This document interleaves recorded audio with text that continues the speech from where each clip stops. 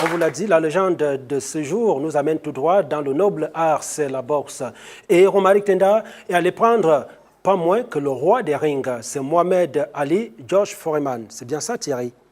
Mohamed voilà. Ali. Eh bien, c'est lui qui est peint par Romaric Tenda dans la légende de la TDS de ce dimanche.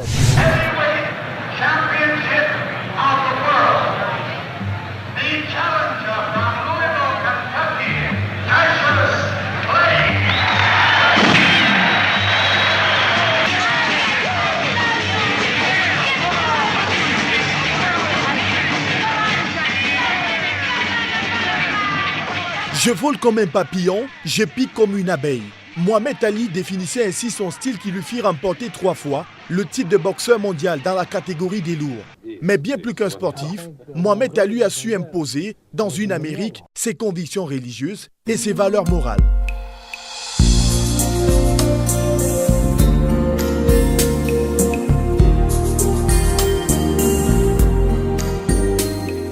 Né le 17 janvier 1942 à Kentucky, au sein d'une famille pauvre. À 12 ans, Mohamed Ali remporte le titre de champion amateur des États-Unis en mi-lourd, puis les gants d'or en 59 et 60. Sélectionné pour les JO en 1960, il passe professionnel à son retour de la compétition. Victorieux des 19 combats d'affilée, il boxe pour le titre mondial en 1964 contre Sonny Liston, qui abandonne blessé et épuisé à la 7e reprise. La revanche a lieu 1 an plus tard, mais Liston est mis KO en 2 minutes par Mohamed Ali. En 1967, Ali est appelé pour combattre au Vietnam, mais refuse de le faire. Ce qui entraîne le retrait de son titre mondial de boxe, l'interdiction de combat aux États-Unis et une condamnation à 5 ans de prison, qu'il ne fera pas. Amnistié en juin 70 par la Cour suprême de New York en raison d'un vice de procédure, Mohamed Ali reprend sa licence de boxeur et remonte sur les rings.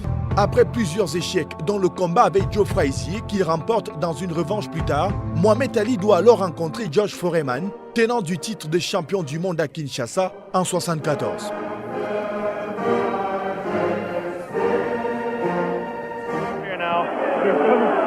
Right hand misses. Watch the left. There's the left. Now a straight right hand.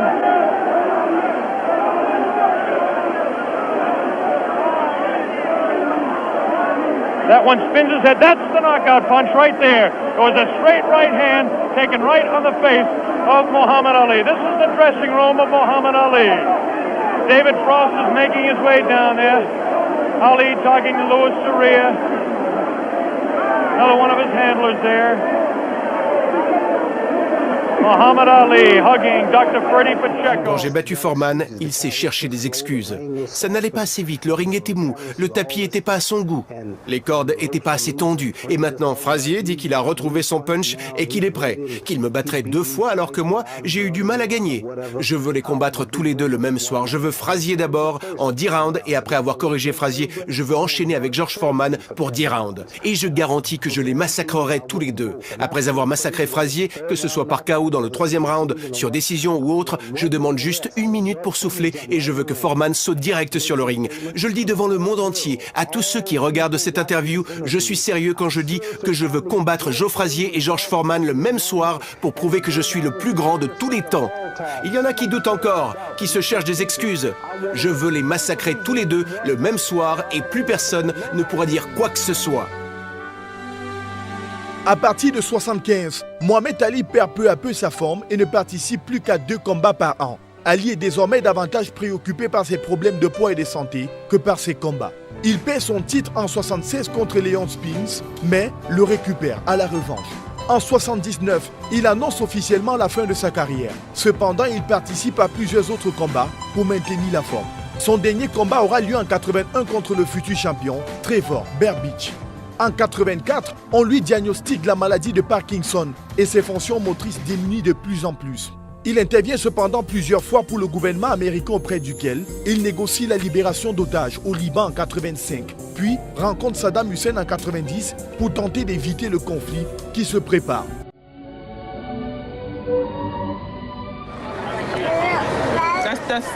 That's the hard part. So you have to sort of...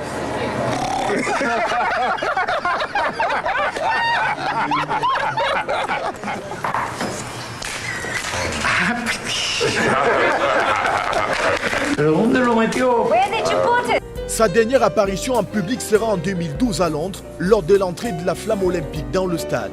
Depuis lors, la légende vit sa vie en toute tranquillité, regardant progresser des générations actuelles pour qui il reste le plus grand boxeur de tous les temps.